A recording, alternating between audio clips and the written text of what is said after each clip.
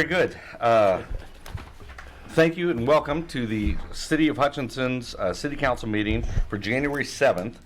Happy New Year to everybody out there. And Linda, if you would please call the roll. Deckent? Here. Dave Line? Yes, here. Soldner? Here. Iris DiCarvello? Here. Inskeep? Here. Pledge of Allegiance? I pledge allegiance to the flag of the United States of America and to the republic for which it stands, one nation, under God, indivisible, with liberty and justice for all. Pastor Peterson, if you'd be so kind. Let's hope this is all a blessed New Year's, right? Right. Mm-hmm. Father, we just thank you for the privilege of coming before you, and we thank you, Father, as we start this new year, new council meeting, Father God, with a prayer, and Father, believing you for the best season, best year that there could be here in Hutchinson and Reno County. We thank you, Lord God, for the people that's here, the Father, the people that are hungry and thirsty for the things of God, but the ones that are hungry and thirsty for Hutchinson to be the best it can be. And I thank you, Lord God, for the leadership we have. And I thank you, Father, for many things that have taken place and good things. And Father, we just thank you there's going to be greater things taking place in 2020. And Father, we just thank you for the wisdom, the understanding, and Father, the enthusiasm to do things that are right. In Jesus' name, amen. Amen. Amen. Thank you, Pastor. Next item, please. Item 4, oral communications from the audience. Yes, this is the portion of the meeting where we invite those from the public to go ahead and come to the podium, give your name and address, limit your remarks to 5 minutes, and have at it. Thank you. Good morning, Rod Zook, 120 West 18th here in Hutchinson.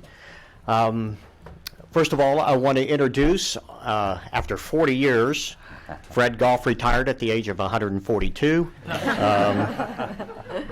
Just kidding, Fred. He's probably watching. But obviously, turnaround like that doesn't happen very often. So I'd like to introduce Nick Gosnell. He is the new news director for Eagle Communications and Eagle Rocks here in Hutchinson. He comes to us from WIBW in Topeka, so anytime you can take our radio station and snatch someone away from a large market, we snicker a little bit. So we're glad to have him here. And Nick does have ties to Hutch. His first radio job was actually at KHUT. He has family ties here in Hutch and just wants to be closer to home, and so we're very excited to have him. Absolutely. The other thing is Christmas and New Year's has passed, and once again, people of Hutchinson have been incredible this holiday season.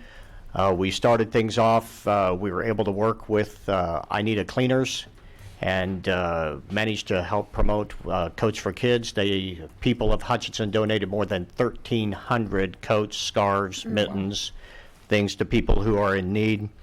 Followed that up with our annual Project Concern, raised $15,000, provided funds to almost 600, between 600 and 700 people, gift cards so they could have a little better Thanksgiving. Also provided money to the community Thanksgiving dinner, the Christian Soup Ministry, and Friendship Meals. So all in all, between all of that, we probably served, or the organizations probably served close to between 2,000 and 3,000 people at Thanksgiving. We were also able to do several Stuff the Truck campaigns, which provided food to the food bank that they could distribute during the Christmas season. We also did Adopt a Child. Between Adopt a Child and what is known as Secret Santa here in town, which is an organization that obviously does not get enough credit for all that they do, provided toys and gifts for about 900 children between the two organizations. We don't help with Secret Santa, but we just wanted to give a shout out to them. But we did enough toys for about 300 kids around Reno County. Several stuff the bus campaigns for Bright House during the holiday season so they could have items that they need for their shelters, and provided goods for them as well. We're just so thrilled. We are just the conduit. We get the message out, but the people of Hutchinson and Reno County and all what they've done this Christmas season has just been absolutely incredible. And this is just an opportunity for us to just say thank you again. We do it every year. We come up here before you guys and get a chance to say thank you to this city of Hutchinson and Reno County, because they really do make it happen. And just you can just be so proud to know that we have a community like this. So thank you very much. Thank you. Thank you. So- Right. Yeah. Nick, Welcome, Nick. Yeah. Right? Good morning, Ryan Van Zant, director of the Hutchinson Zoo. I come this morning with some good news. A little jog of your memory, we came before City Council in early 2019 looking for approval to apply for a land and water conservation grant, which is a federal grant administered by the state. And the good news is that we found out last week that we were awarded that grant. Super. Yeah, so the total cost of the project is $300,000, and that is to add an inclusive playground beyond the otter exhibit, and also a splash river, which is like kind of like a splash pad with filtered water that kids can play in, but it looks more natural. Expands the zoo out, almost adds about a third to our footprint, so it makes the zoo feel a lot bigger, but has a very low cost. We don't need more employees to have this. The maintenance will be relatively low on something like this, so the zoo is going to feel a lot bigger without adding a lot more cost to us. So the grant itself was a 50-50 grant. Well, it's a 50-25-25, I guess, in our regards, because it's 50 from the grant, and then it's 25 from the city and 25% from the Friends of the Zoo organization. So pretty cost-effective way to add something really nice to the zoo. Our focus has been on families and small children. That's what our mission statement is, and this will add a really nice feature for families to come see our new otters, which is moving along quickly now. If you haven't been out there in a while, it looks like an exhibit. It's got glass and dirt and rocks and everything. Right. So we're shooting for May 1st to be done with that. Weather and things always, as we know from last year, add to that. But if all goes as planned, we should have the otter exhibit open. And a loose timeline for this is we are working with engineers here shortly to get kind of the site plan and have it all laid out. And then hopefully in the fall, we'll start sending out bids for contracts to build the playground in the Splash River. And by the spring of next year, fingers crossed, this project can be complete as well. Cool. And, Fantastic That's news. great. Way to go. Yeah, Great news, very Ryan. good. thank you. Great work out there, and once again, I think also a great example of public and private partnerships with the Friends of the Zoo and the city and the work you guys are doing. It's just a real good example of what can happen when you can partner like that. Definitely can, and the public as well, and the community of Hutchinson's been very supportive of us since I've been here, and probably before, but at least since I've been here that I know of. And we've got a lot of positive changes going on out there. If you haven't been to the zoo in a while, come check it out, because things look quite a bit different than years past. Absolutely. Thanks. Thank you. Next, Mr. Griever. My name is Richard Graver. I live at 3409 North Maple here in Hutch. My family came to this area in 1866 when they fled the South after the Civil War. My family's been in business in this town for 125 years. You're 5 of the worst commissioners we have ever had. You've run off business opportunities with your policies and taxes. And either by direct order or by your failure to supervise, you turned the inspection department into the Gestapo. They have threatened, fined, taken to court and jailed citizens over minor violations of the International Property Maintenance Code and the rental deal. City Inspector John Vetter bragged, threatened, and generally harassed Hutchinson city citizens, and then brags that the City Commission can't touch him. Mr. Deerdoff, you lied to Channel 12 when you said no one had been jailed. I'm not going to name their names, but their initials, 2 of their initials are MS and JM. Many more have been sentenced and fined. If this was 1920, the whole bunch of you would be tarred and feathered and run out of town. Hey, my name's Mitch Gumble. I live at 1506 Linwood Drive.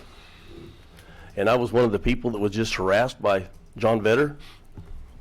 I had a court date here on Friday, and I've never been so humiliated in my life as how I was treated in there. I tried to speak, they wouldn't let me speak. So then he just put me right down to trial.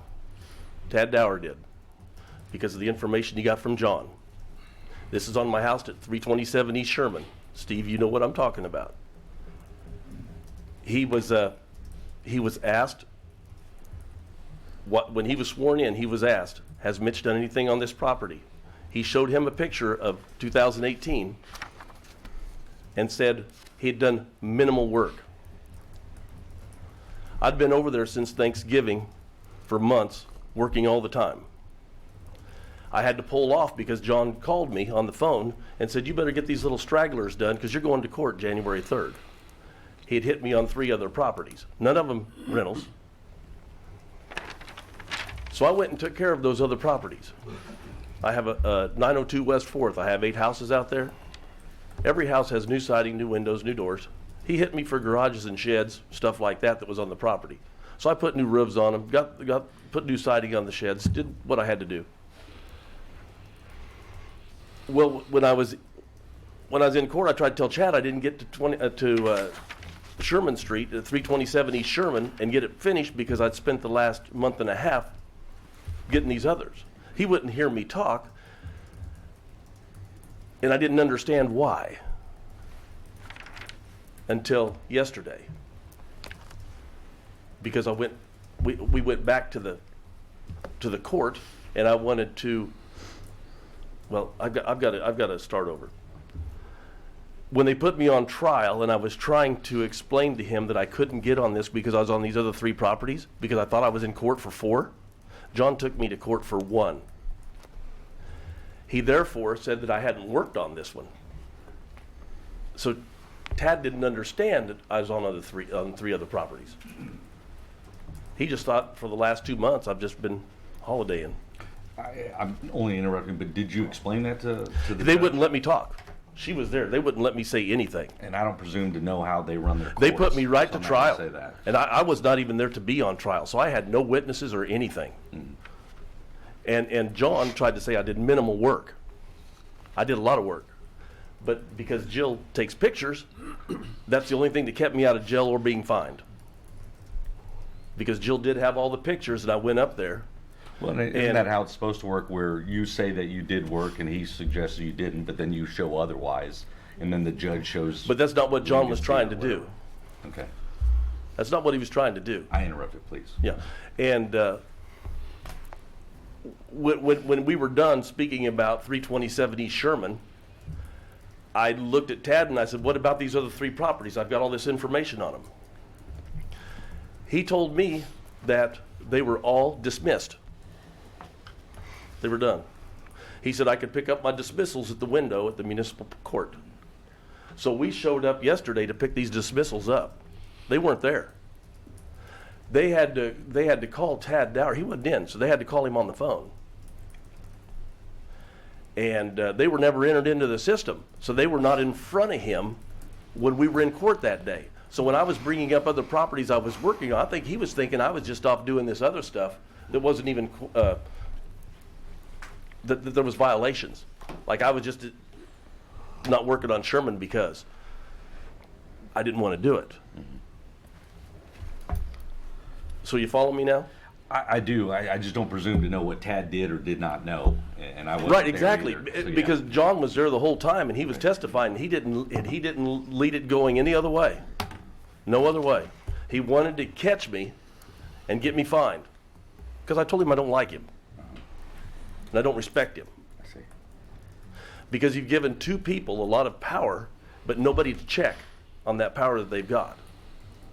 And he even told me that he could make my life miserable if I don't do everything he tells me to do. He told me this straight from his mouth. And I'm done calling John and telling him I want the whole of Hutchinson to see this, because I know when Jill and I come out today, we're going to hear a lot more.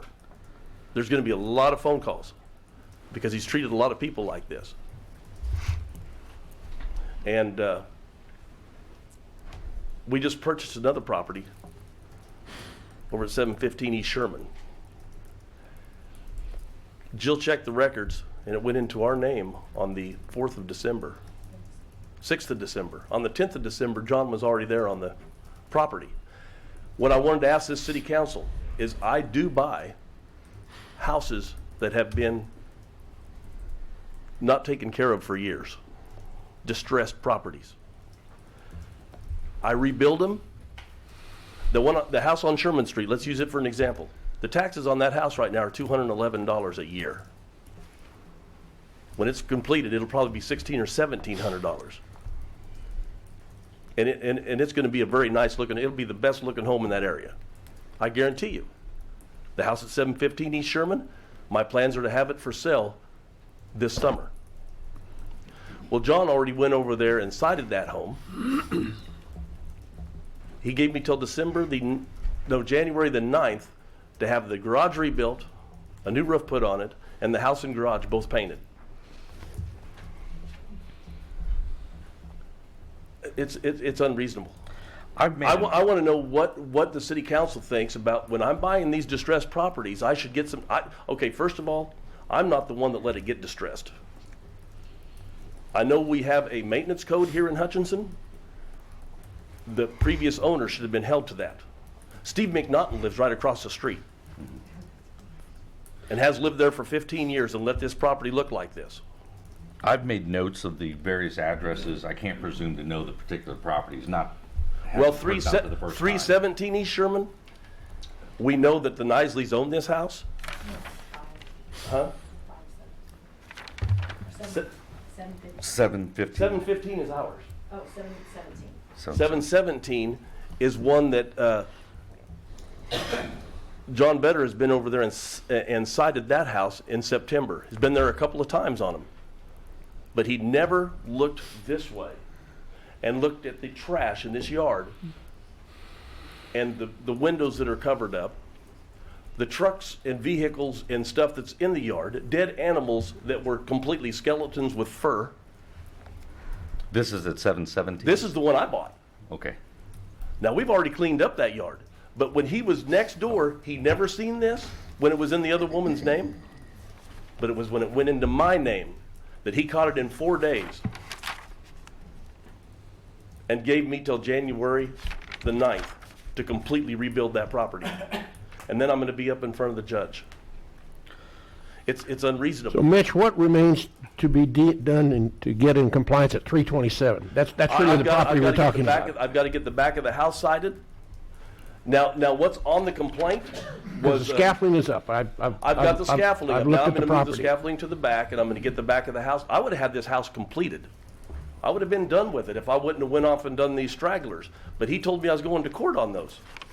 So he said, get these done. So I went the last month and a half and worked on those.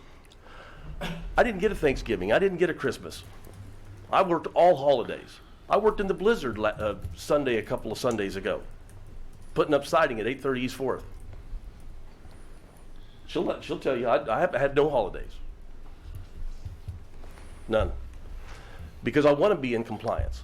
I have never had a property in Hutchinson, Kansas that I've allowed to dilapidate. You talk about the siding on the back side of the house. What I'm is the stripping current condition of the siding? I mean, Well, is it in violation? I'm stripping all the siding off the house and putting brand new siding on. Okay. So I'm going down to wood and putting brand new on. Do I have to do that? No. But I want this house brand new again. We want to get it to the next 30 or 40 years, do we not? So what is the violation on 327? 327 right now, what is outstanding is there was a paint. Peeling paint or what? Plywooded doors and windows. They aren't plywooded doors anymore. I got new doors in it. All right. All I got to do is finish the paint, the siding, because it's primered siding. So there won't be no chipping or peeling paint. I can go back and paint it this summer. So just getting the siding on right now, and I'll be finished. And I've got till the 28th of February, or I go to jail or fined, because they already had the trial. Let me jump in for a moment. Mitch referred to me because I live 2 blocks east of there, and more so I have a rental property 3 houses to the west. And this is a case where I'd say, back up. That property has been, I've used that property as an example of why my property taxes and my rental should not go up. Yeah. And it's been that way for probably 15, 20 years. So I am distressed that there's, and he's been stripping off, and the place is looking much, much better. So I am distressed that there's the pressure being brought to bear, and what I would consider a short amount of time for the amount of work that has been done and would need to be done. Now, at the same point, Mitch, I would say to you that even if you feel disrespect for a person or feel you've been wronged, that I'm pleased that you're not utilizing inappropriate language with us today as you have with city staff that I know of. And so I would urge you to keep that in check, to be on the high road all the time. But on that property that I'm aware of, I agree, there ought to be, I'm not sure, probably 6 months at least, in my opinion, that ought to be granted to at least bring the outside up to snuff, because it's been that way for 15, 20 years at least. It doesn't have a porch on it right now, but Well, it didn't but have, the it por- didn't have a porch to speak of before, right either. But the porch isn't on the.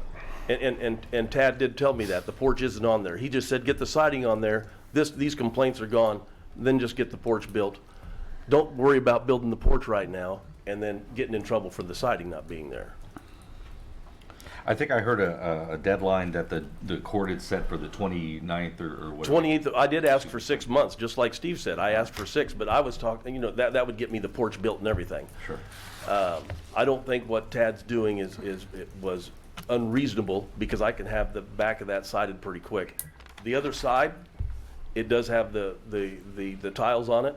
I will just get a couple of other tiles and put them up there just to get by. Sure. And then when I have the time, I'll do that other side. Knock that out as well. Mhm. Okay. Yeah, and this was a house converted into 3 apartments. I'm making it back into 1 home. It'll be a 3-bath, 3-bedroom. I don't put people on top of people. Right.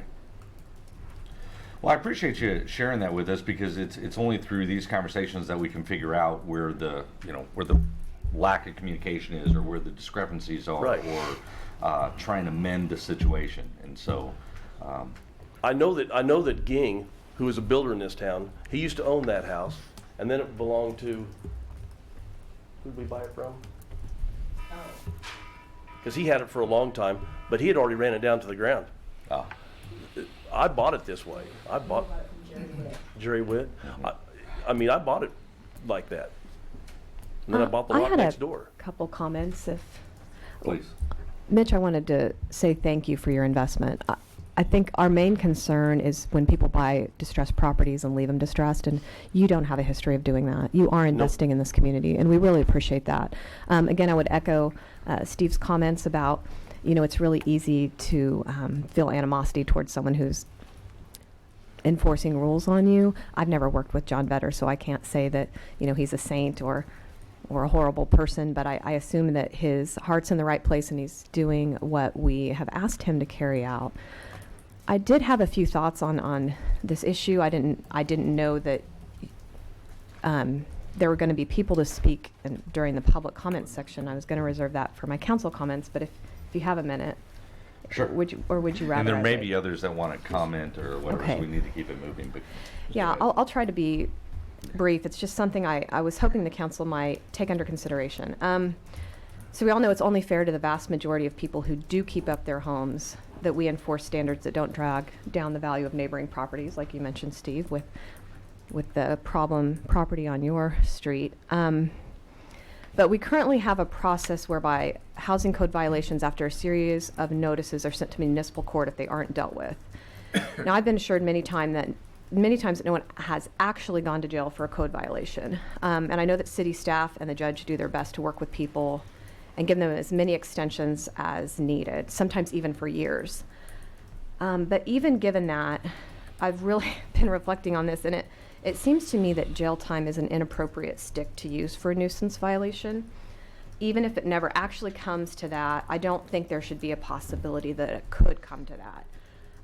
So I'd like to propose that we decriminalize nuisance violations. at the very least, those that aren't tied to the health and safety of the neighborhood. Anything aesthetic related, for example. And this can be done in a number of ways, by making them civil infractions like traffic violations, or by establishing a once-a-month administrative hearing for cases, maybe heard by the Housing Commission or a new body.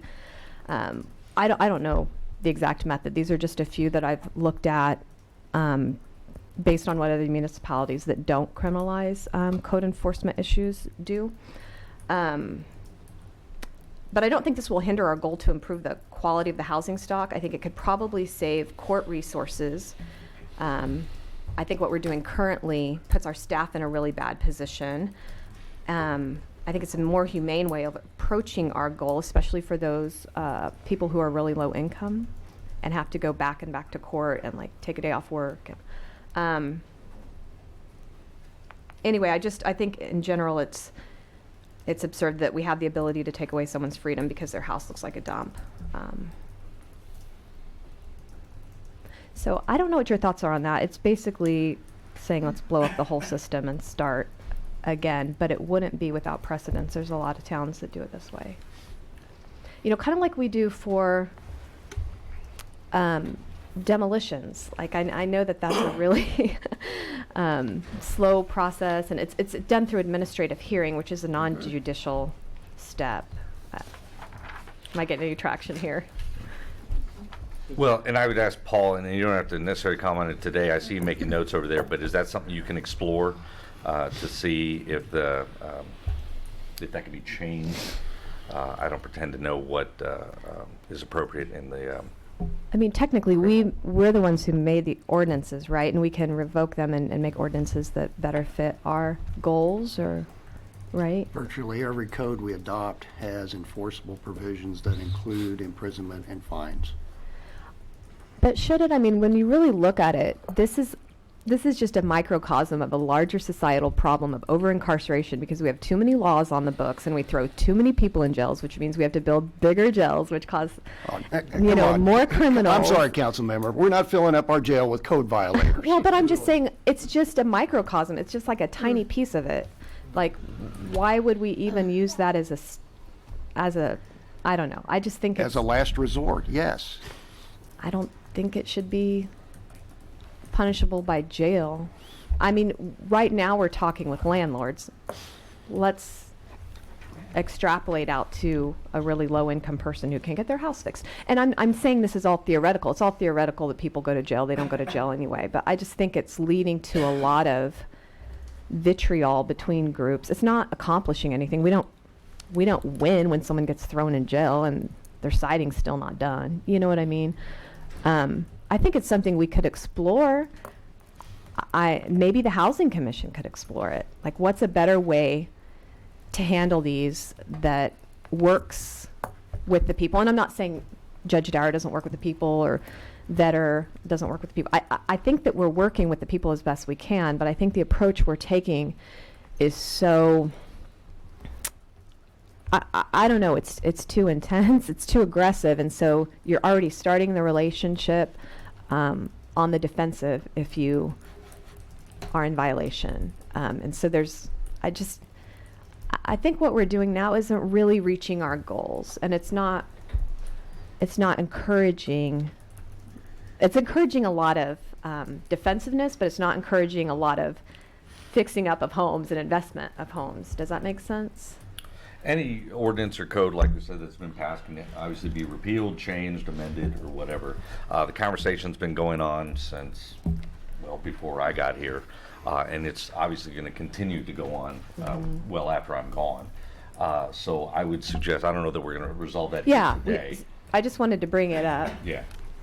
But that you do further explore it with the Housing Commission and others to see if they have some alternative ideas that may or may not right size or fit the community.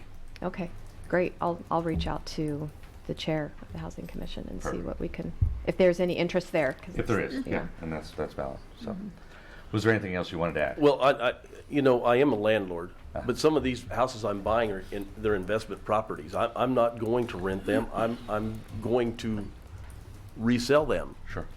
I'm going to make them all within code before they're sold.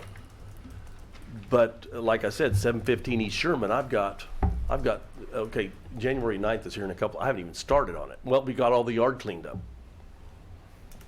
I mean, there was 35, 40 tires, there was trucks and stuff there. But the people who owned it before me took the trucks and the boats. But I'm not gonna have it, so I'm sure I'm gonna be in court on that, but I don't, you know, I've got 327 East Sherman to do. He's piling this work on.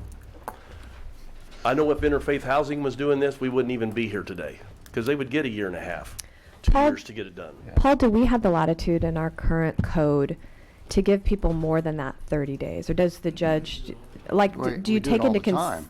I mean, there may be a 30-day letter, but there's many, many extensions. But I mean, at a time. So my concern with the 30 days is that they're going back. And I understand why we're doing that, because some people, if given 6 months, will wait 5 months and 3 weeks to even start it. But I think the vast majority of people, they get a letter and they're like, oh my gosh, you know, I got to go to court. I mean, that would freak me out, and I would get on it. I think the 98% of the people that's going to capture. And then we're requiring those people to go back and back and back on a job that's, you know, clearly going to take 4 to 6 months. Why couldn't we just, I mean, do we have that latitude as it's written now, and we just don't exercise that latitude, or do we just always We do exercise that latitude. Well, then why? In numerous situations. Okay, so I mean- this particular home could be given more time. Sure. Okay, so if I'm working on Sherman, and he's gonna go over there and he's gonna look at the other house on Sherman, and John's gonna say he hasn't touched, because he already doesn't like me. Well, So he's gonna bring me right to court on it. All right, Council, I let don't- me yeah, I don't tell you, wanna this is a speculate. public comment session. Let This me is also a tell you, public I met with both the Gumbles yesterday, and I will be looking into this matter. Okay. And they know that. Okay. But you also told us that you didn't represent us. I do not represent you. I Right, you represent the city. Right. right.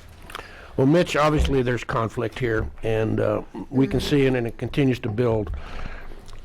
Just as a suggestion to you, as a constructive, positive suggestion to you, if you're inclined to continue to want to purchase these distressed properties, you're taking on a whole host of work that I'm not sure how manageable it is for your time.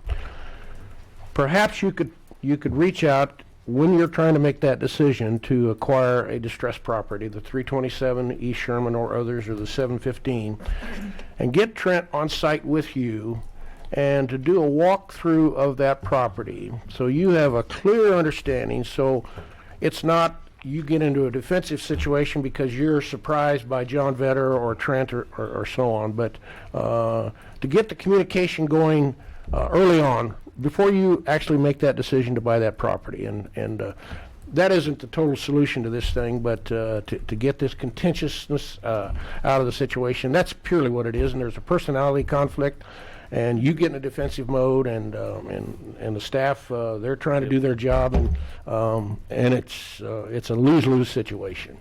But you don't, Can you do that? You don't hear how he talks to us, though. You don't. He's the one that starts. Yeah, You don't hear I understand that. You and, don't. I mean, and, we've got to be factual about this, and we've got to come with good factual documentation that when they put me on trial Friday, Yep. I went back Monday to get the minutes or a transcript of the trial, so I could prove that he lied in there. Well, there was none. Nothing was taped. Nothing.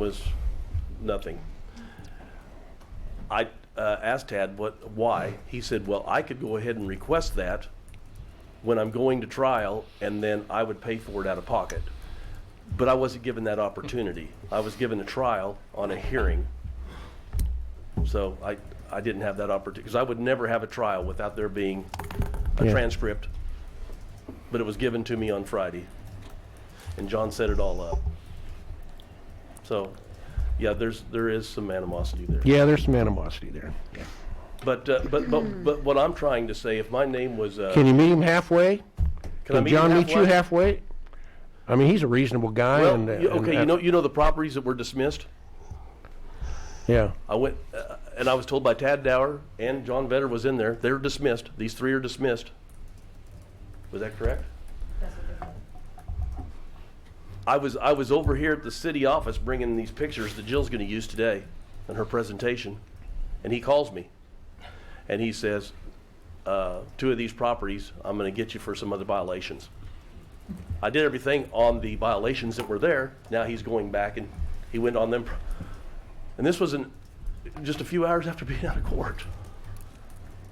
I can't get 327 done if I got to keep Mr. Mayor, going out here doing little I don't stuff. know that that's accurate, and again, this is not a public hearing. Right. We've got an agenda. All right. If you could Yep, conclude, I'm through. I'll let Jill get up here and. Okay. appreciate it, yeah. And I think there was going to be some assistance with the slide advancement. Here she comes.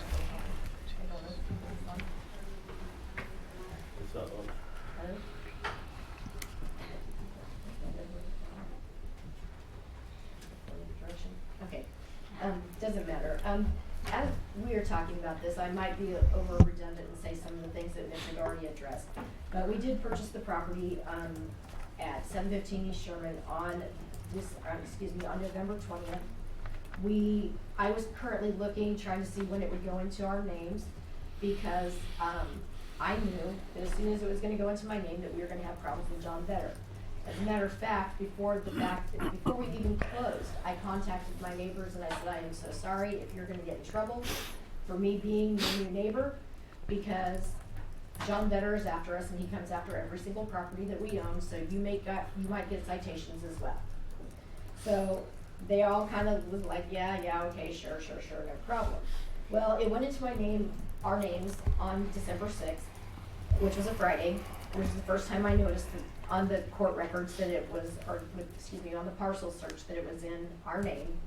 And on Tuesday, John was on our property issuing 3 citations. We received the citations in the mail on a Thursday, and on Friday I called my neighbor and said, here's how the pictures are. This is the picture that John took of your trucks, and that garage, that is our garage, and it was made to look like those trucks were on our property. Those trucks were not on our property. So I got a citation for my neighbor's trucks. My neighbor then called on Monday and talked to John Vetter and said, hey, this should never have happened with Gumbels. This should never have been cited. They should never have been cited because these are my trucks. I have the titles. They're on my property. I want to take responsibility for it. So he did. So I called John to make sure that this was taken care of, that these citations were out of my name, and I asked him, so why are you on my property? What brought you to my property this time? And he said, oh, I got a complaint on vehicles. I said, okay, so then why were you on my property? Because I don't have vehicles on my property. He said, well, don't worry about that. Your neighbor took care of that. So if you show the next picture, this will actually show how the trucks are not on mine. And then the next picture will show an even better view, because you can see where the privacy fence goes up to our garage, and those trucks are over on his property. So then let's fast forward to this last Thursday. And Mitch, as he told you, him and Vetter got into a call. On Thursday morning, Vetter called my husband. They were talking about going to court, talking about city issues. It wasn't good. And again, Mitch was threatened with, you better watch how you're talking to me, because I can make your life really difficult. And he said the city council had no control over what he was doing because he was just simply doing his job. Yes, enforcing the code is his job.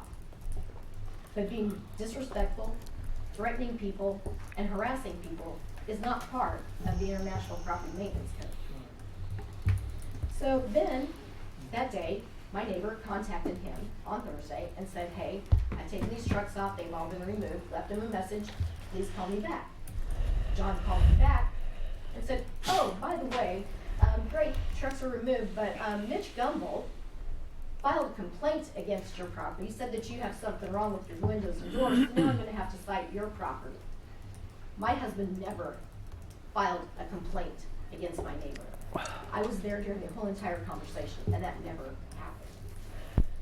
So, if you show the next pictures, these will be the text messages that my neighbor sent me.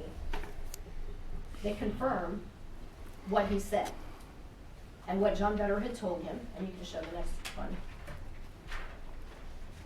And that was his response, that he is actually getting cited for a false complaint. So then, as Mitch said, we went to court on Friday morning at 9. 9 o'clock, we were told that 3 cases were dismissed, which were never even filed. Mitch was told back in November by John Vetter, you better get off of Sherman, you better get onto these other 3 properties because you're going to court over 4 cases. Mitch was never going to court over 4 cases. Mitch was going over to court for 1 case. But he purposefully misled him to believe that there were 4 cases so that he would get off of Sherman and go to court with an incomplete job and get in trouble. But he didn't plan on the fact that I had pictures taken on Thursday before we went to court, downloaded them, printed them off, and could present them as evidence. Because as Mitch told you, he presented pictures in 2018 prior to us even touching that house and said that minimal work had been done. When you lie under oath, that's called perjury. Excuse me, Jill. Mr. Mayor, I'd sure like for us to adhere to the 5-minute time limit. Not to say that these aren't things that need to be considered and discussed, but we've spent over half an hour now on this Okay, topic. well, That's valid. That's not on the I will agenda. wrap this up. Please. Thank you. For years, you guys have been told, and I've spoke to every single one of you, about the complaints of the lies, the threats, the harassment.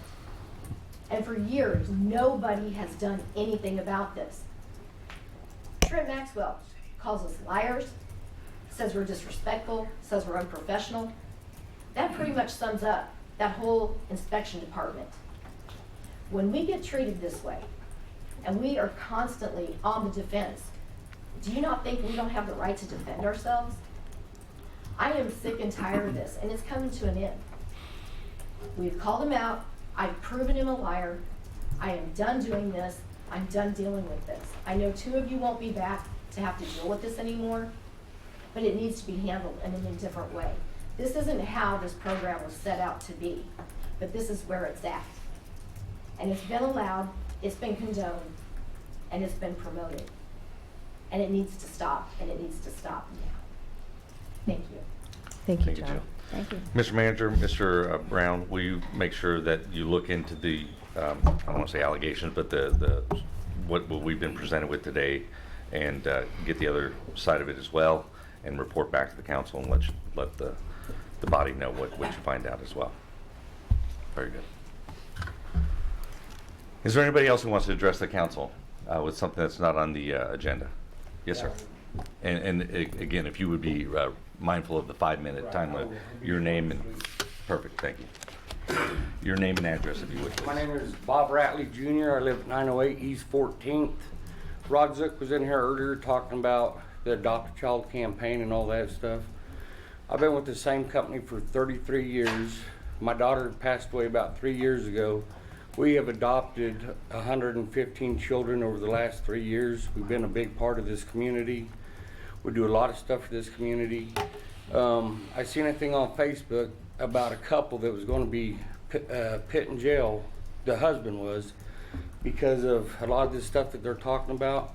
And so I got a group of volunteers together, and we went over to this residence. It's at 611 East 1st to help these people put siding on their house. It was on KWCH Channel 12 News, and you can go on that KWCH website and see the article. And I'm kind of disgusted. I'm proud to live here in Hutch, but I didn't realize all the other stuff that takes place that I wasn't aware of. And when I see these 67-year-old people and they're trying to put siding on a 2-story house, and you've got a 67-year-old man up on scaffolding on a ladder and his wife with the board trying to hold the siding up, and them trying to get this done, they're doing the best they can. And to find out that the city would threaten these people with jail time is a crock. This needs to stop. Like I said, I'm really involved in the community. I do a lot of stuff for this community. I'm taking my vacation time. I go back to work next week. When I work 70 to 80 hours a week. I do road construction. On my vacation time, I'm over here volunteering to help these people, to keep them out of jail or the threats or any of that other stuff. But I agree with Jade on what she said about you guys need to relook into all this kind of stuff, because this community, we should be wanting people to want to come to Hutch. We want businesses to come to Hutch. We just had the Atrium close its doors. We've had a lot of stores that are leaving this town. And we got a lot of people moving out of this town, and now I understand why. We need to come together as a community and bring businesses back to this town and want people to come here and live here. And under the certain circumstances and situations, it's not happening. That Hutchinson Mall, I can remember when it came in, we did the parking lot out there and stuff. That thing was thriving. People go to Wichita now to purchase stuff instead of purchasing here in our own hometown. We need to come together as a community, get a task force, whatever you need to do, but a lot of this stuff has to change. These people are trying their hardest to fix up this house, and let me tell you, it's hard work. I didn't realize the magnitude of work involved in the Historical Society. It's a lot of work. I thought we could knock it out in a day, mean some volunteers. I've been on it for 4 or 5 days, and we've only gone up about 6 feet just because of all the codes and all that stuff. But I would like to see something done to bring people into this town, keep them in this town, same way with the businesses. It seems like it's just getting worse and worse, and we're running people out of this town. So that's all I have to say. Thank you. Thank you. And thank you for assisting and what you do put in the community. Anyone else?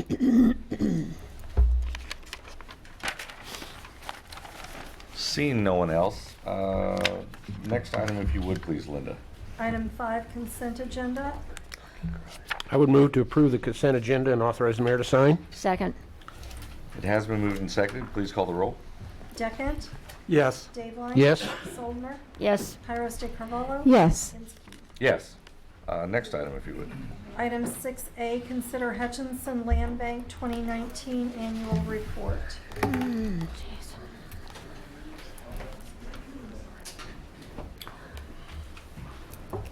Good morning. Good morning. Good I'm morning. Sue Polterra. I'm the chairwoman of the Land Bank. I would like to present our annual report for 2019 to you today. I believe you have a copy of it. I just wanted to mention a couple things. In 2019, we purchased 4 lots at the Reno County tax sale in October. 3 of those lots are on West 6th. They are all adjacent to each other. We have had, Sue, you Yes. might call it, yeah, I think they noticed. Oh, The wrong okay. slide was up there. okay. I think it was the rec commission All right. report. We I'll got a just preview. wait. Is there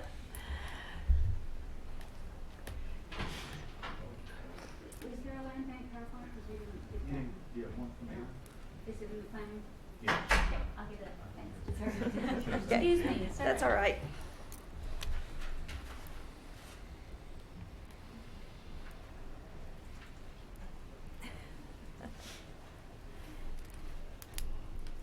What would we do without you?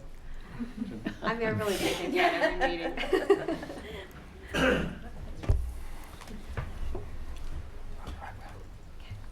There it is. Yep. Now, they need to change something in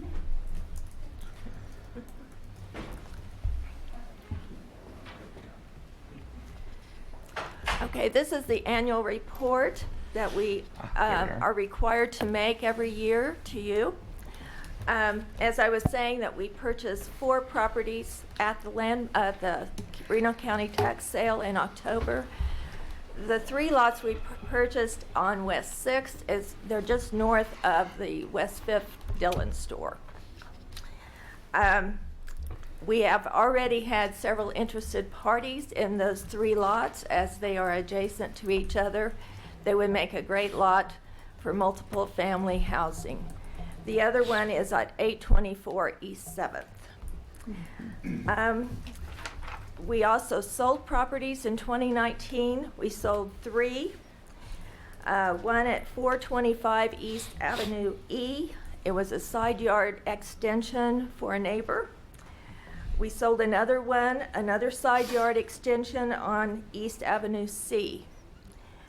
We sold one at 15 West 8th to New Beginnings, and they are going to build a pocket neighborhood of tiny homes. It's just west of Main Street on 8th. It'll be a great location for that. Our strategic plan for 2020, we would like more of an online presence, try to sell more properties online through social media. And we're hoping to work more closely with Reno County maybe purchase some of these vacant lots before they land on the tax sale. At the moment, we have 12 properties in our bank.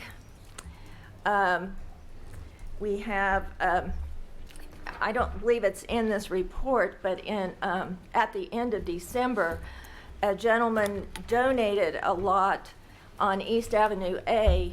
It had a house on it that had burned, and he decided to demolish it, and I believe it's already down. And he is donating it to us because we own the adjacent lot. So that will make a great building lot. I think I should also mention that our greatest expense is mowing, and of course last spring was a very wet year, so we had a lot of mowing charges.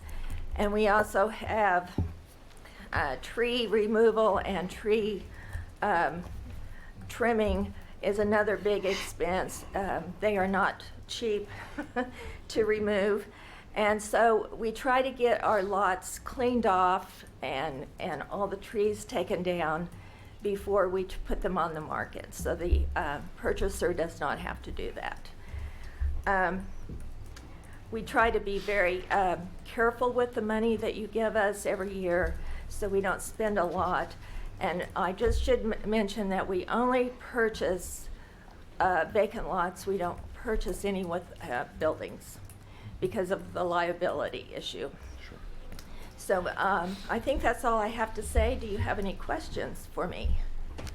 Sue, thank you so much for your leadership on this, and you've been so helpful at the Housing Commission in years past as well, so you've got a lot of knowledge. I just had a question about the process of selling the lots. Is there an evaluation done on which proposals are most in line with neighborhood development, or how is that determined, who gets the lots if there's... If they come in and they're interested in a lot, they have to fill out a sheet that says how much they're willing to pay for the lot, what they plan to do with it, and then it is brought before our board, and we look into those lots that they're interested in, and then we can either accept that bid or not.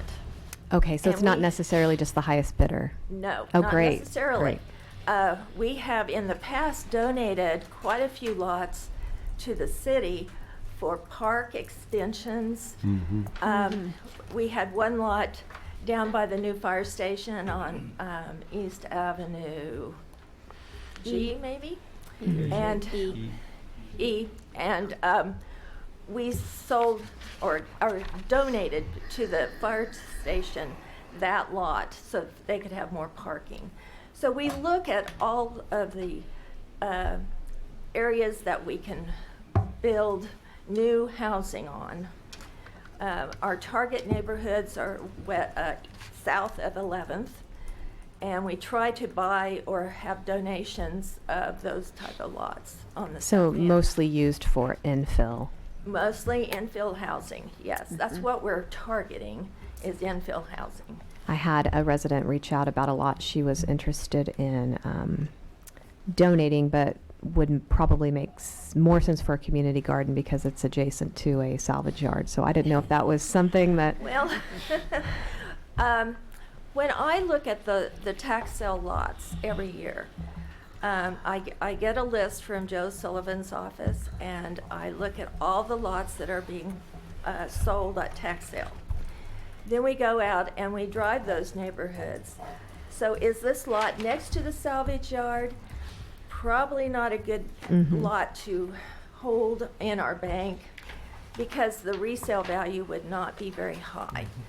We might not be able to get rid of that lot. Or maybe this lot is in the new floodplain. Probably not a good lot to buy. So we look at all of the different factors that go into purchasing and selling the lots. Okay, great. Thank you. Sue, I wanted to compliment the land bank on your strategic plan. There's certainly several elements that I particularly like, but there's some things that you're looking at. For example, the possibility of maybe acquiring properties with improvements on the property.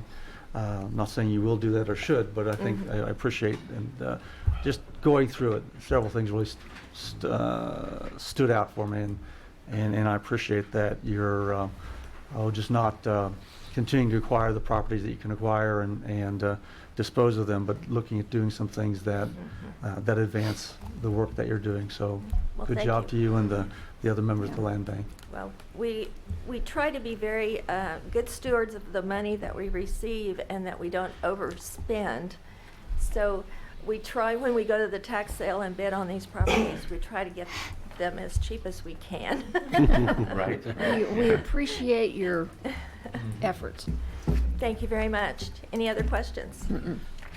Thank you so much again, Okay. echoing what they said. Keep up the good work. All right. It's, Well, it's appreciated. thank you very much. Thank you.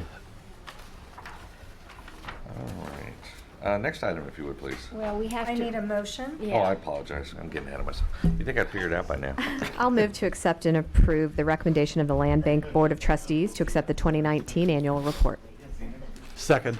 It was moved and seconded. Please call the roll. Deckent?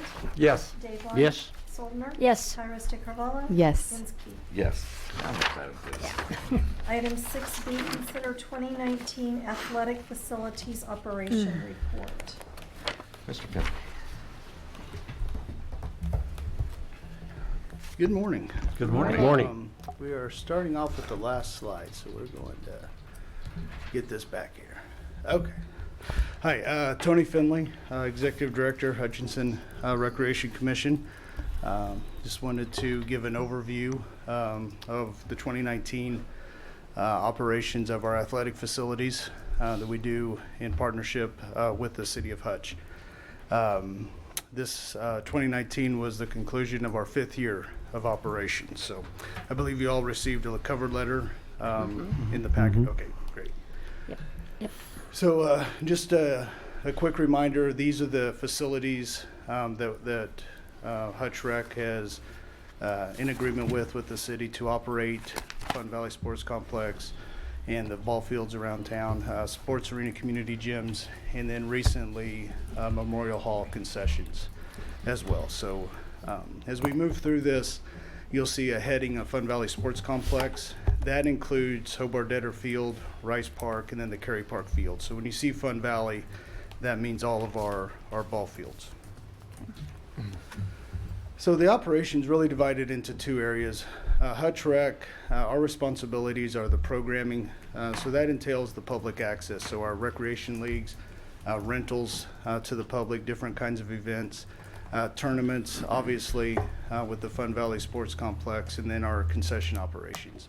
City then handles the what we call the Monday through Friday field maintenance, all of the utilities, and then capital improvement projects that come up at the facilities.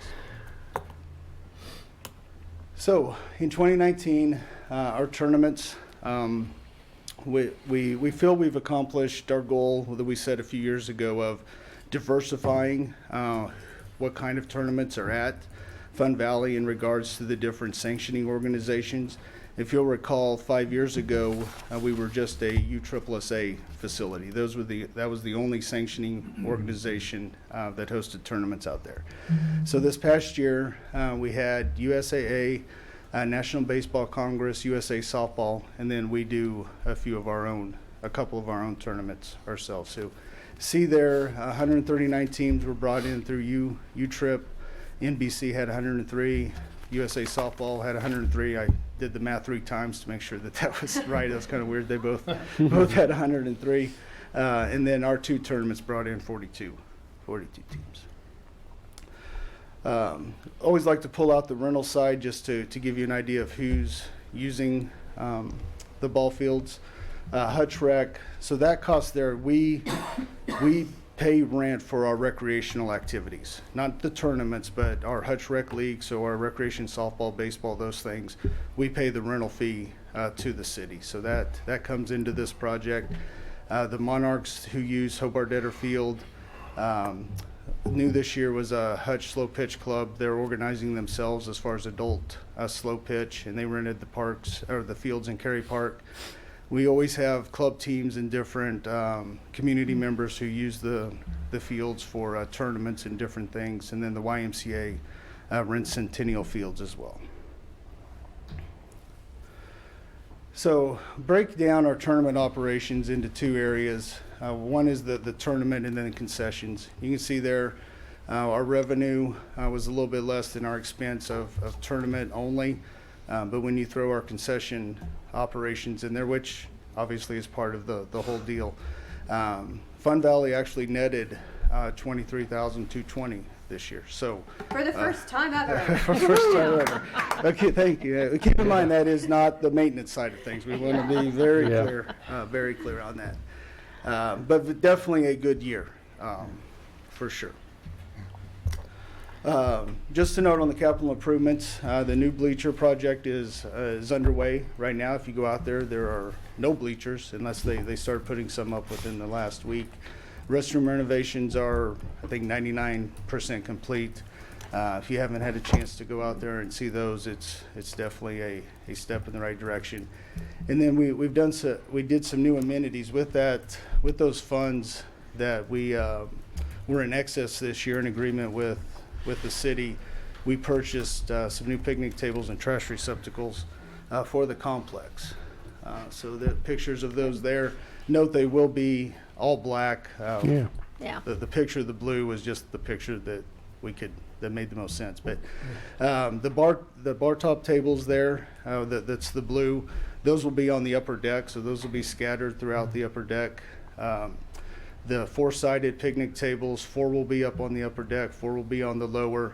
The 8-foot-long regular picnic tables will be around the complex, and then the trash receptacles as well. So if you're familiar with the very dated goldish aluminum picnic tables, those will not be there anymore. So really excited that this will add to the aesthetics of the facility. So community gyms.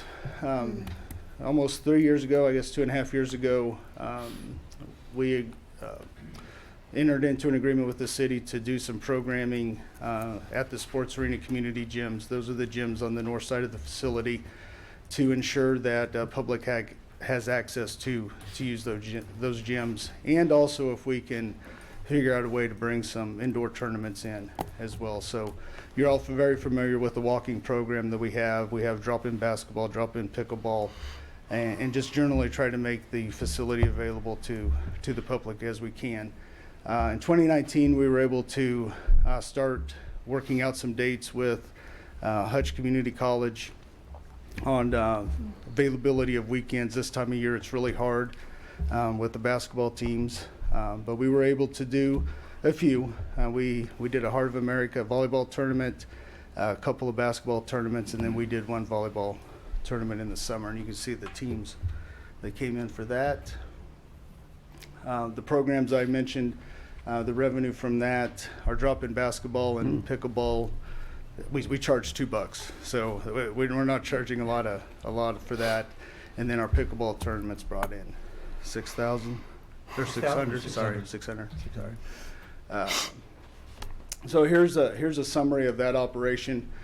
The tournament side itself did generate more revenue than expense.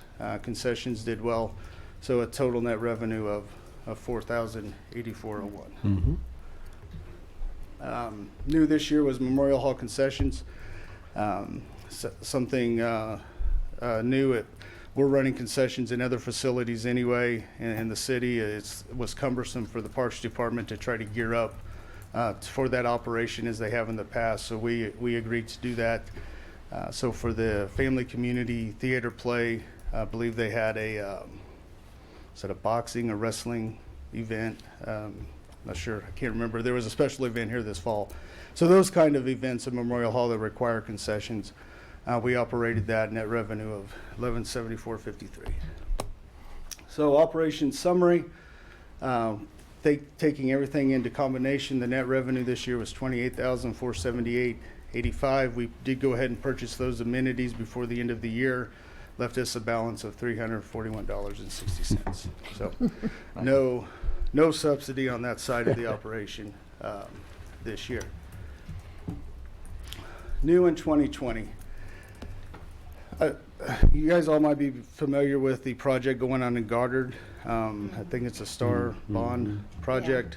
So they have built or are getting ready to complete 4 fields, or 5 maybe, with all turf. Tournament complex. Derby is getting ready to construct a new 4-field turf baseball complex. So as we're looking at how we can continue to stay relevant, really something that kind of just fell to us. Midwest Sports Productions is a event production company out of Kansas City. They run tournaments in the Kansas City metro area, Branson area, Oklahoma City. They do 300 to 400 type team tournaments. They're affiliated mostly with U-Trip as far as the tournaments that they do. So we've contracted with them to help us promote our U-Trip events. It's really a marketing expense is what it is. It will save us dollars on our end as far as the public or the marketing that we were doing that's going to go to this now instead. We pay them $35 a team for the teams that they bring us from teams 1 to 25. And the reason that that's fairly low is we were generating most of those teams anyway. If you look back at our team numbers, we're getting 25 to 30 teams for most of our U-Trip tournaments. Then once we get over that, so this is new teams, once they start bringing in additional teams from what we've been drawing, that fee goes up, and then of course 41 and greater. So really excited about this, excited that we kind of got on the map as far as in their mind that we're doing some good events out here, some nice tournaments, and so excited that they're willing to do that for us, and it maybe helps keep pace with some new facilities coming online that will compete with us. We also have a new affiliation.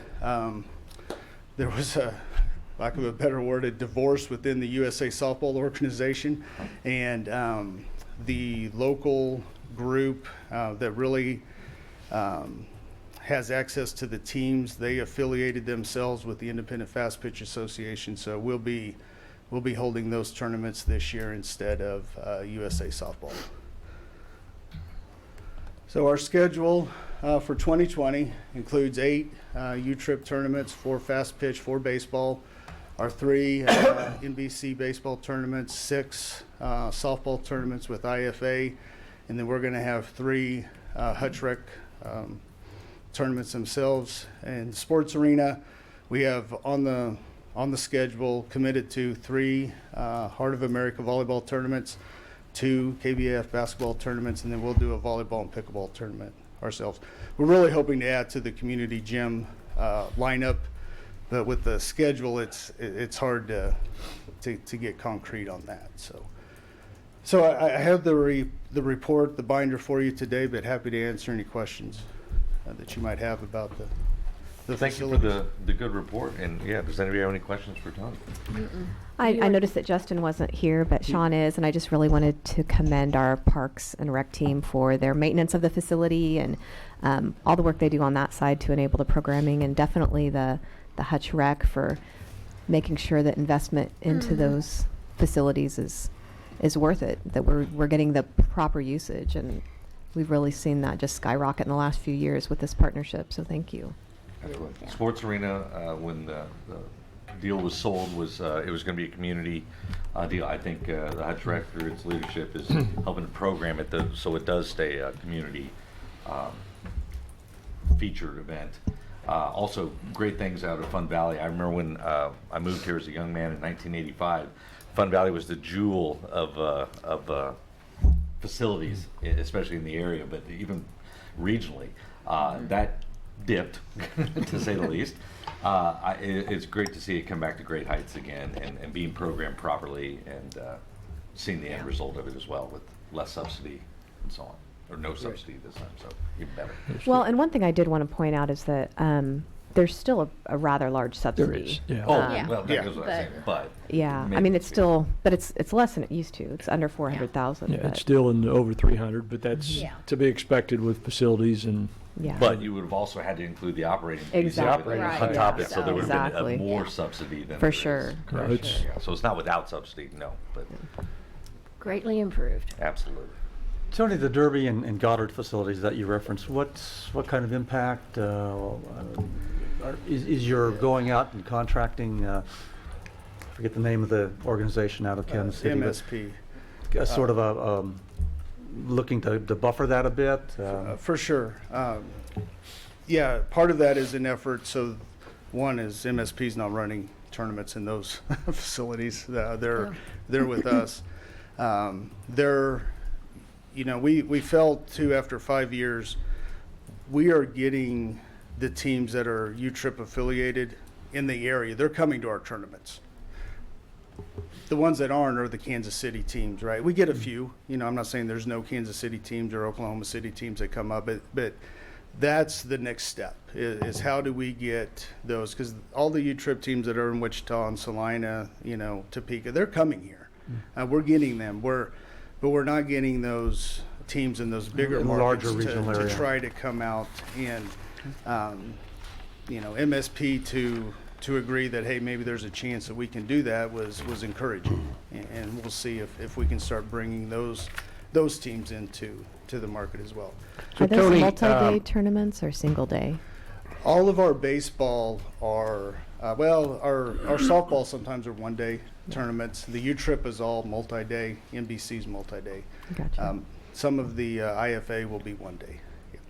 Yeah. Tony, I'm going to ask you a bucket list question. Okay. Really, since you've been here, you've done a remarkable job of really stretching the Hutchinson Rec Commission, which it was kind of a silent entity, and not a lot of the community knew about it. So I commend you for really your aggressive approach to the Hutch Rec and the partnership with the city. What would your bucket list look like in the next 3 to 5 years in terms of expanding new programs or new facilities? What would that kind of look like, Tony? Wow. John, are you sure he can ask that I was going to question? say. John's like, I'm I think you got a free lunch. okay. Go for it. Yeah, go for it. John can figure out how to pay for it all then. Well, I'll keep it short. I'll say the one facility that I think it involves partnering with another organization in town. I think as a community we need to take a serious look at a multi-purpose community center that would be similar to some of the things that the Y is currently doing, but would expand upon that as far as the spaces available within that. To me, Hutch is large enough to support one of those centers, not large enough to support two. And so the master plan that we really did, that we did just this last year really spoke to the idea of this multi-purpose center with indoor and outdoor aquatics, new fitness space, meeting room space, those kind of things. So I'll be nice. That would be my one That's thing. terrific. Yeah, that's good. Good point. Yeah. Tony, I wanted Excellent. to question. Certainly, I second what John just said in terms of rec commission and what's occurred positively. And I wanted to talk or hear a little more from you in regards to about a $60,000 swing in a year's time in terms of the additional subsidy that we've been coming up with at the end of the year. Not talking about maintenance and those kind of things. First couple of years, I'm just looking at your report. First couple of years in the $58,000 last year, nice drop, 37. Mm-hmm. Adding to that to 23 plus this year is a $60,000 swing. Do you have a sense of what made that occur? Well, we've increased pricing some, so in more teams that pay more money is part of that.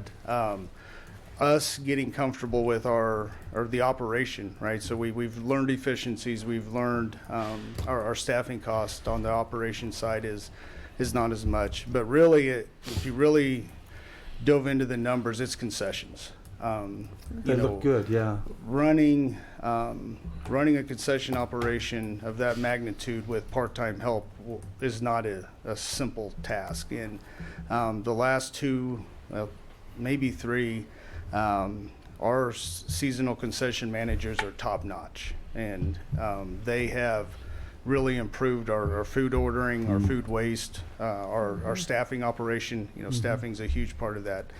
So I'm hoping they stay with us. It's hard because they are seasonal, right? Yeah. So we this time of year with just a few few events at the sports arena, it's hard to keep them engaged and pay them. But yeah, I think you look at concessions as the big turnaround that we've been able to do. I was thinking a year ago, or maybe a couple years ago too, a bit of bad luck with weather. Otherwise, some of those years might have looked better as well. And that weather was great this year. Yeah. Right? It's kind of odd because it did rain a lot, but it rained during the week, and so with the city, Just like you drew it up. yeah, just like we drew it up. So with the way the fields are designed, and of course with the work that the city park staff does during the week, we were able to get those fields ready to go. We had Did you to have any dodge some cancellations? flooding. Did you have to cancel any tournaments at all? We had partials, and then some delays, but yeah, for the most part, it all went. Yeah. So if I counted right, you had 15 tournaments last year, none of which were fully canceled. Right. And you're looking at 20 tournaments this year, at least at Right. Fun Valley? Right. Yeah. Great. Is that going to be a record number in terms of what you've scheduled and hosted? Yeah, I guess I don't know back in the heyday. Well, not in the heyday, Yeah. but I mean, it's the highest number. Well, we've always targeted those. We've always targeted around 20. Okay. Some of those just don't make so I just put up the ones that actually win. So we did have a few that we just didn't have registrations for. Okay. Canceled Canceled for lack of interest, Yeah, for basically. lack of and we didn't do any fall tournaments because of the construction. So. Any other questions of Tony while we got it? Thank you. Okay, I'll leave this. Okay, thanks, Tony. Yeah. Okay, I will move to approve the Hutchinson Recreation Commission 2019 Athletic Facilities Operation Report. Thank you. Second, It has been moved and seconded. Please call the roll. Deckard? yes. Dave Light? Yes. Soldner? Yes. Tyler Sticklerola? Yes. And Skeet. Yes. Before you call the next item, I'm going to call an audible. I need a break. And since I get the mic, I'm going to do that. So if we could, what time is it now? It's 10:15 according to my phone anyways. If we could resume at 10:20, that would be great. I haven't had any coffee.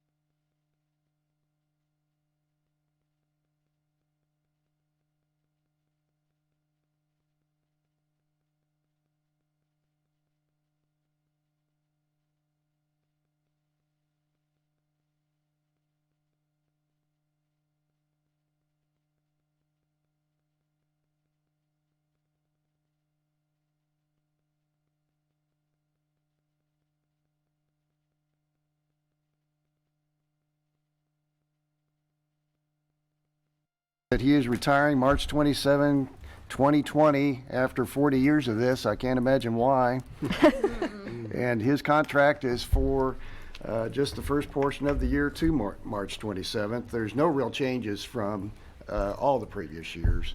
The contract has always said that the city manager would be granted an increase in his base salary equivalent to those given to manager level or director level employees of the city, and that's what's proposed here of 3%, and it's just for that portion of the year. So the changes throughout the contract just reflect 3 months rather than 12 months. So no real changes, no real surprises there, and we ask the council to approve the contract. Very good. Any questions of Paul?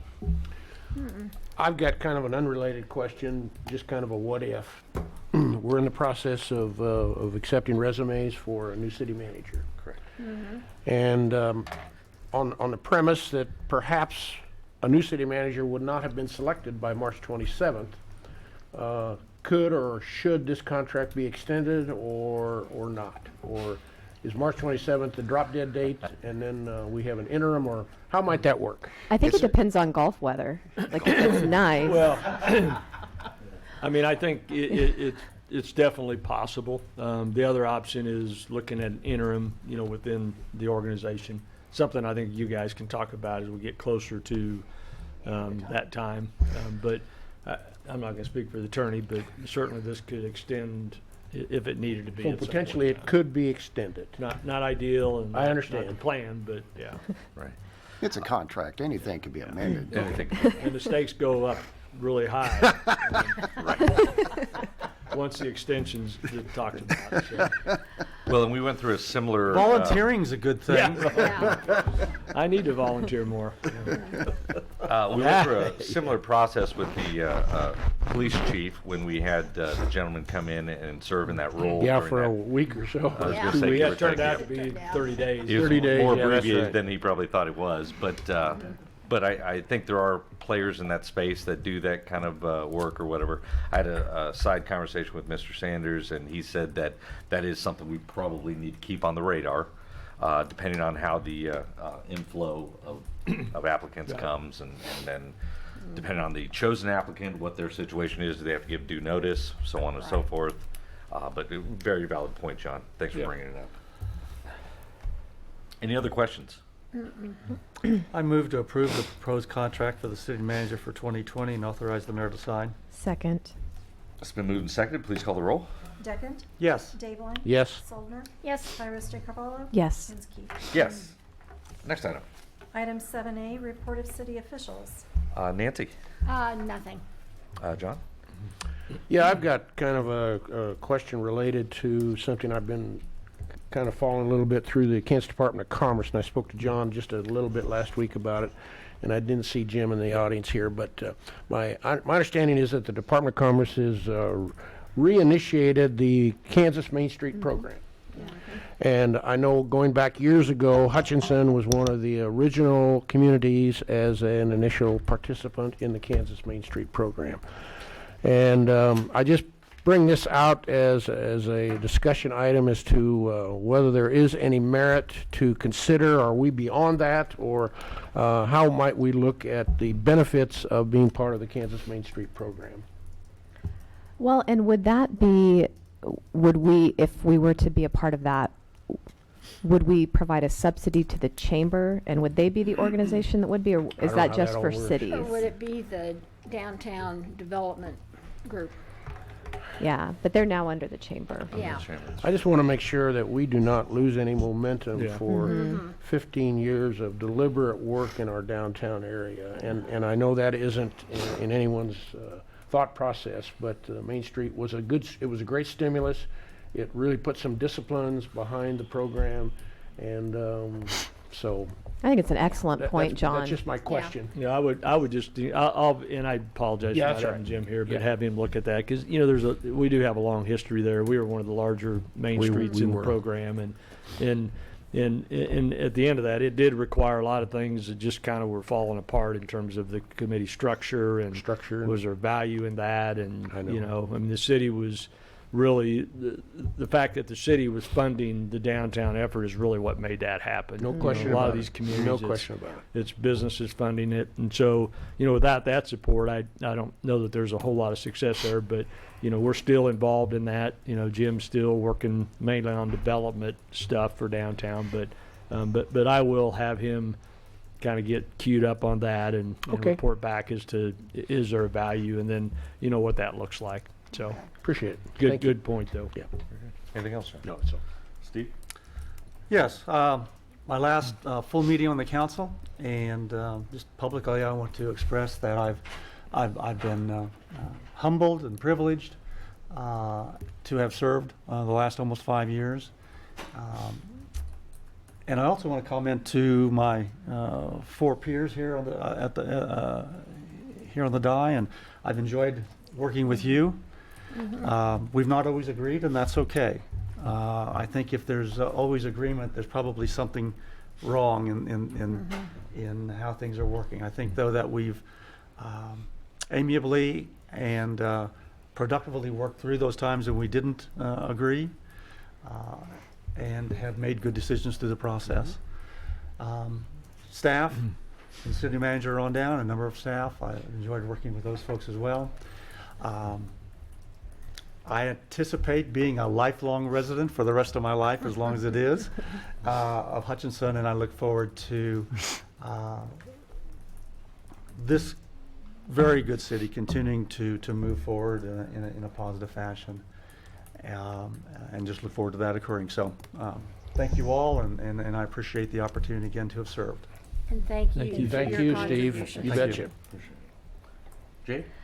Thank I know you. you took some of your remarks I earlier, did, but- yeah. Thank you again for indulging me. But I do have 2 other items. I wanted to remind everyone, since we won't be meeting again before the next holiday, that Martin Luther King Day is Monday, January 20th. And we have several community events around that holiday that are put together by NAACP and others, Hutchinson Community College. So on January 19th, that's the Sunday prior to MLK Day at 3 o'clock, Stringer Fine Arts Center always has an event for the whole community.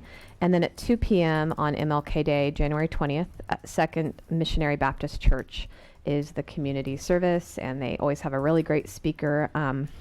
Afterward, across the street, 4:30, the Cosmosphere is again having a community reception. That is January 20th. So the 19th and 20th, several community events. I'm sure there are things on Facebook and probably the college website if you want more information. Then the other thing I wanted to talk about is another request. And John and I have spoken briefly about this. When we started the Community Drug Task Force in 2015, there were 3 main recommendations that came out of that community group. 1 was to get medication-assisted treatment started in Hutchinson. 2 was to increase education and prevention efforts. And 3 was to get a detox and treatment facility in Hutchinson. It's been about 5 years. We've made progress on the first 2 items, but the third one was always elusive because of the cost involved. And you may have heard, you may have seen in the news that New Beginnings has found a solution. They've actually been working on this for many, many years, far before the Drug Task Force was looking at it. So their building at 2nd and Walnut will be converted into a 20-bed social detox and alcohol abuse treatment center, which SAC out of Wichita will provide services for. However, this is contingent upon raising $200,000 to renovate the building. A big part of that, of course, is fire suppression. So again, John and I have discussed this, and I think we should, as a city, come out early in support of this with a bold pledge to help with the fundraising efforts. So I'm going to throw something out there. My preference would be that we allocate $50,000 to this project. And if we did, I'm sure the county would also find a way to match that, because they've been extremely supportive of the task force's effort, with Sheriff Henderson taking over the group after I had my daughter 2.5 years ago, and the health department leading up efforts on the medication-assisted treatment side and the opioid side in general. So a lot of that work is coming out of the county already. So if we both gave 50 to get to 100,000, that would leave the community to come up with the other half, and we could get this off the ground quickly. So I encourage you not to think of this strictly as an expense, but as a cost avoidance method, as we're currently detoxing people in our hospital and jail at a much, much higher cost to taxpayers. And I know you haven't been involved with the ins and outs of that, but even speaking with Ken Johnson at the hospital, or you could talk with Chief about the resources that we have to dedicate to someone who's under the influence and staying with them the whole time and taking officers off the street.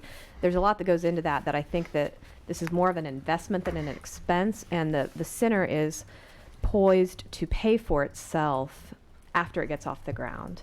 I would suggest that this comes from any balance we have in the special alcohol fund. I was looking at the budget. I may not be reading it right, but do we still have $97,682, or is that prior to 2020's allocation of $75,000?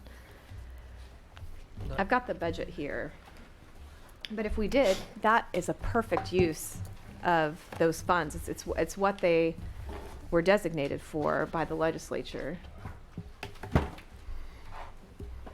I think We didn't transfer money for the SRO last We year. did, or we didn't. We didn't. So we have whatever that transfer. yeah, whatever the is. balance. I mean, there's typically a balance in there. I don't have that in front of me. Well, the but- balance looks larger than it usually is, and that's why I thought I might be reading it wrong. It looks like it's nearly 100,000, which is what we get in a whole year for that.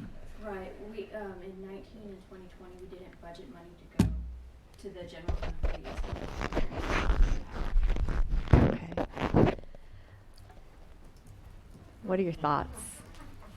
No pressure. Well, I think the question is, we got to look at and make sure that meets, I mean, I think it's, as you and I have talked, I think it's a good idea for us to be involved in this, whether it comes from that fund or another source, but that meets the criteria, because we're talking about capital expenses and not treatment. And, Oh, Yeah. that's so- true. so Okay, I didn't don't- think of that. Yeah, I don't know, but we'll look at that. I think it's a good thought, and we'll look into that. But there's other funding options that we would have if the council going, probably not this group, but the next group is going to look at that, so. Well, I think it would be a good idea. I think Okay. that Worth pursuing. it's we'd be looking at a one time. We're not talking about an annual, at least not at this point. And you're correct. There are expenses, and I think that even though it'd be nigh and impossible to pin those down well, then I think that we'd more than receive economic benefit by virtue of decreasing the expenses associated with continued drug use through having a detox center. So I think it'd be a good investment on the city's part. John, is that something we would have to vote on next time, or could we, if there was consensus, which I'm not saying there is? I Could think we it's say just let's added to find the it? budget proposal, right? Well, Kinda- I mean, my thought is that we need a formal proposal from the group Okay. describing exactly Okay. what it is, have that conversation. I mean, it's not an agenda item today, so there would be no action today. I mean, consensus is one thing. And we So would- if we asked New Beginnings or SAC to come to the next meeting with a proposal of what they're doing, then could we make it an agenda Yeah. item? Yeah. Okay. I mean, and we can tee that up, certainly. I would, And by then, we can look at, the funding options. And, it might, the special alcohol there might be Yeah. it'd be a great use for it if there's a way under the statute that could work. Okay. But there's other options too. So, Okay.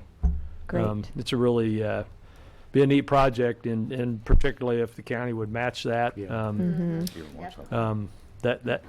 that would be great. Okay. And then they would be well on their way, so. Well, I'll follow up with Shara and ask her if she might be willing to put something together with Harold Casey of SAC, and if you could Yeah. just put it on the next agenda, that'd be great. That's all I have. A Happy New Year. I can't speak for Steve, but you'll have my council vote when it comes to the budget discussion, for whatever that's worth. Thank you, Jade. And not to make light, it's very worthwhile, and I think it is a good use. I'll echo what Steve says. I hope that the balance of the existing council and the new council gives it due consideration. Great. With that being said, echoing some of Steve's comments as well, to a somewhat limited audience, but maybe a broader audience that might be watching it, thank you for all the exhilarating times that we had as a group. Some of my favorite times were when we took sessions, study sessions to kind of feel out, and I learned a lot about each of you and what your passions were, I thought, during that time frame. Staff has been more than helpful throughout my 4 years on the council. I embrace all the relationships I've made with all the other staff members, and I look forward to seeing everybody in the future. With that, I also want to add that I don't regret anything that decisions. I know some of the decisions that I've made personally have brought both praise and criticism, sometimes from the same decision, oftentimes from the same decisions, but I don't regret those. Even to our more hot topic of late, which is the housing piece. I think regardless of which side of the ordinance you might stand or fall, the fact that we are talking about it now and it is in light is a good thing. It will continue to develop, and I will continue to watch it develop, but I'll be doing it from the cheap seats in the back. So, but I thank you for that, and thank you for the opportunity to serve. And with that, I will suggest that we need to recess and do executive Manager, have session. any comments? Oh, sorry, I'm jumping right over. Man, I'm just ready to get out of here. I don't have a lot. I just want to add to that that this isn't the farewell to Steve and David. We'll have at the next council meeting on the 21st. Is in past. They'll be seated to start the meeting. We'll induct the new elected officials, and then we'll have some proper recognition and maybe a cookie, maybe two, for you guys. So I just want there. people to know that. You're cutting So, into that 50,000. and that's really the only other thing I wanted to comment on. And these are not official numbers, but we're looking at our fund balances for general fund. It's always, we've talked about that during the budget. And, and I'm not going to, are we still pretty good on that last number, you think? Yeah, so. Something I don't know about. Yeah. Right. So we're looking at projecting our ending general fund balance right about 5.5, 5.6 Nice. mil. Yeah. Good. And, we budgeted 4.2, but we always say we know that's going to be more.